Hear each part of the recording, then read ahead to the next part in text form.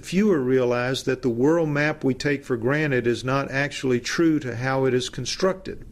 This is the standard world map everyone studies and learns in geography classes around the world. It was designed by a Flemish cartographer, Gerhardus Mercator, around 1600, commissioned by men in Europe when Europe was considered the center of the world. In order to create a two-dimensional map from a three-dimensional globe, there must be a certain amount of distortion. In Mercator's case, he abused that license to distort for the benefit of his European employers. He produced a map with a decidedly European centrist viewpoint and with strongly racist overtones.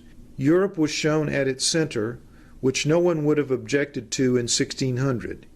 Yet the generations who have unknowingly used it since then still have no idea of what went into turning small Europe well north of the equator into large and imposing Europe seemingly at the center of the world.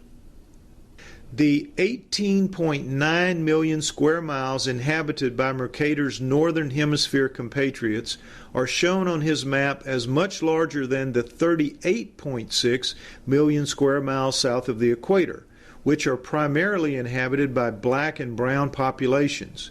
Europe's 3.8 million square miles are shown as larger than South America's 6.9 million square miles.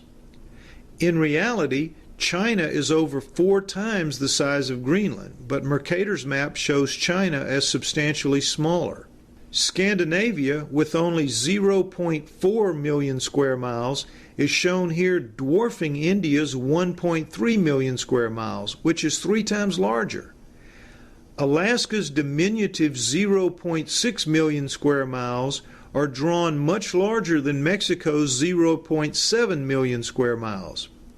Perhaps the most egregious distortion is found when comparing the inflated 8.6 million square miles of the old Soviet Union to the greatly diminished 11.6 million square miles of Africa. I grew up learning from this map, believing in the accuracy of this map.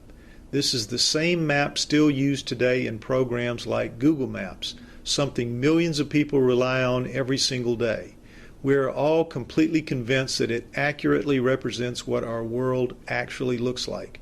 We know it represents the truth to us, even though it never has.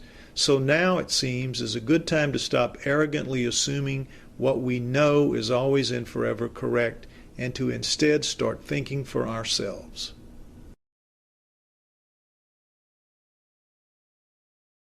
Fewer realize that the world map we take for granted is not actually true to how it is constructed.